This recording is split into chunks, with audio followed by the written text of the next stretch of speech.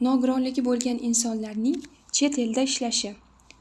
Vazirlar Mahkamasining 725-sonli qarori bilan qabul qilingan nizomga ko'ra, O'zbekiston fuqarolarining chet elda ishlashlari nazorat qilinadi. Nizomga ko'ra, O'zbekiston fuqarolari chet elga guruh bo'lib ishlash uchun chiqishlari mumkin. Bu qoidalar faqat O'zbekistonda qonuniy yashaydigan insonlar uchun amal qiladi. Chet elliklar va O'zbekistonda qonuniy yashamaydigan insonlar uchun bu qoidalar amal qilmaydi. Sizni chet davlatga ketishingiz mumkin bo'lmagan holatlar: boshqalarga zarar yetkazadigan kasalliklar bo'lsa, kasallik sabab vaqtincha ishlashingiz mumkin bo'lmasa, kasallikdan siz tuzalmaguningizcha. Boshqalarga zarar yetkazadigan kasalliklar bu qizamiq kabi yuqumli kasalliklar hisoblanadi. Biror kasallik sabab vaqtincha ishlash mumkin bo'lmaydigan holatlar bu: biror tana a'zosining ishlamay qolishi, qo'l yoki oyoqning sinishi. Agar sizda shunday kasalliklar bo'lsa, siz tuzalganingizdan keyin chet elga ketishingiz mumkin bo'ladi.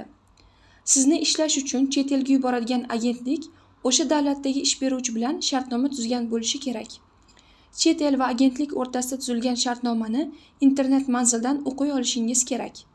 Chet elga ketishda aldanib qolmaslik uchun siz murojaat qilgan agentlikning qonuniy yoki noqonuniy ishlashini bilishingiz kerak. Qonuniy ishlaydigan agentlikning qonuniy ishlash haqida hujjati bo'ladi. Sizni chet elga o'qishga yoki ishga yuboradigan inson sizning ma'lumotlaringizni yig'ishi shart.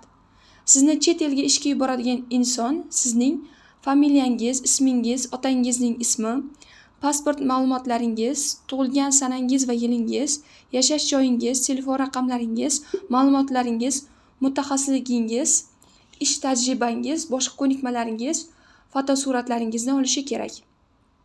Sizning ma'lumotlaringiz agentlik rahbari va chet ellik rahbarlari sizni ishga tanlab olishida kerak bo'ladi. Agentliklar sizni chet elga yuborishi uchun siz to'laydigan pul bazaviy hisoblash miqdorining 1 baravaridan oshmasligi kerak. Sizni chet elga ishga yuborishdan oldin davlat va nodavlat o'qishlarida kasb-hunarga o'qitishlari kerak.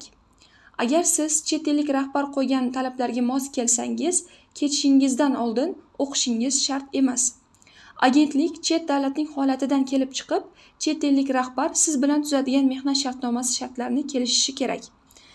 Siz yashash joyi, ishlash sharoiti bilan tanishtirishi va sizning roziligingizni olishi kerak. Sizni shifokor tekshiruvda o'tkazishi, sil, ruhiy, tanazzul kasalliklari bor yoki yo'qligi, giyohvand moddalar iste'mol qilishi yoki qilmasligingizni tekshirishi kerak. Zarurat bo'lsa, chet elga chiqish vizasini olishingiz uchun tegishli hujjatlarni tayyorlashi, rasmiylashtirishda sizga yordam berishi kerak. Siz ishga ketayotgan mamlakatning davlat tilini, urf-odatlarini, qonun hujjatlarini sizga o'rgatishi kerak. Siz uchun qo'shimcha xavfsizlik rioya qilishi, diniy ekstremizm, terrorizmning oldini olishi, tanazzul kasalliklari, AIDS infeksiyasi tarqalishining oldini olishi bo'yicha qisqa kurslar o'tkazishi kerak. Sizning hayotingiz va sog'lig'ingiz sug'urta qilinishi kerak.